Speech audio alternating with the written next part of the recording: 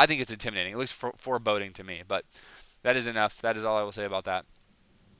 Okay, so we have mainly blink stalkers with, it looks like +1, almost +2 is just about done. Oh my goodness. And boop, there we go, +2. That's actually what it sounds like when +2 finishes. Boop. So, so he has tons of blink stalkers, and he has his own Colossus now, and he's going to be getting out another one. Looks like he's also getting movement speed for observers. Don't see people get that very often, but not going to throw any stones because he's doing a pretty good job. And look at this nice pylon placement there. I think that GLcc could.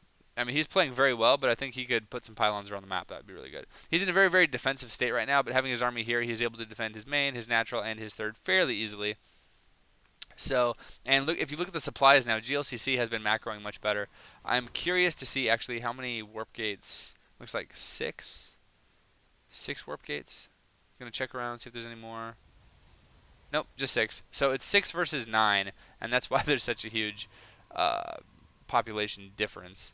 So it looks like Zealot Charge is done, Blink is done, Force Fields are done, LOL, and a lot of Colossus as well. So this, and look at the supplies, 164 to 125. So I am scared for Faria, and it looks like he does know the pylon is there. He's going to be able to take it down, and Faria is going to see all those units and be like, yeah, so that's not cool. So, yep, going to do the good thing, have his Colossus on the high ground here, trying to get as much free damage done as he possibly can.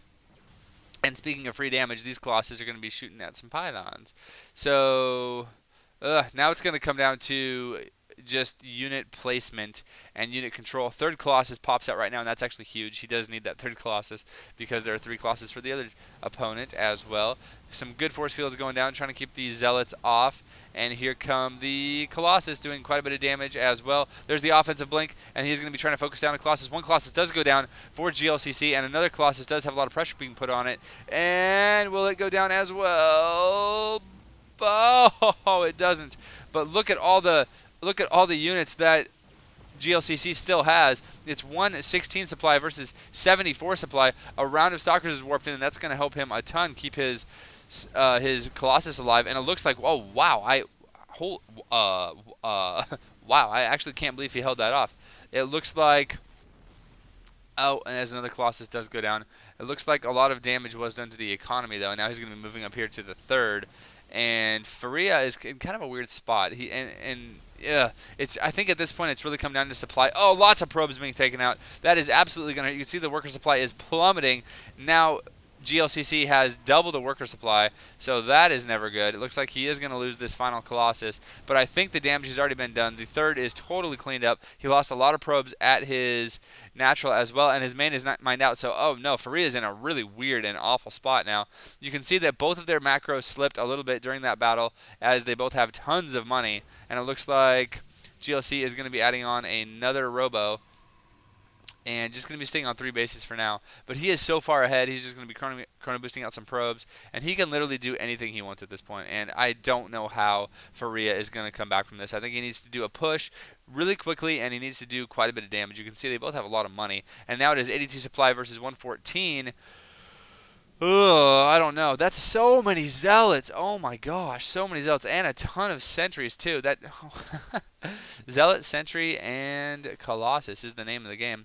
So now, oh, Faria. It looks like Faria does have an observer here. So if he's able to do some kind of shenanigans right here, and it looks like he will. Maybe if he gets a blink or something. I don't know.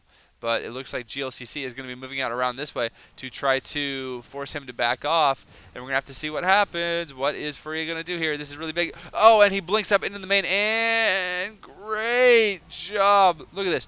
He has 4 Colossus, and he moves up onto the high ground. And oh my gosh, Faria, how, oh my gosh.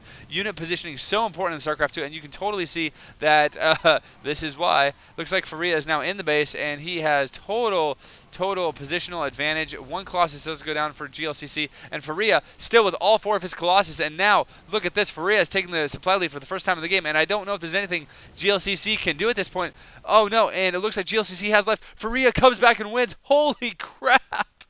I cannot believe that just happened. Oh, okay. Faria, please be my subscriber. I'm just saying. I don't know, but that was an amazingly good game. Well played by both players. Faria, I still don't exactly know how you came back and won. Just amazing unit positioning. Great job by both players. That was an epic game. Wow.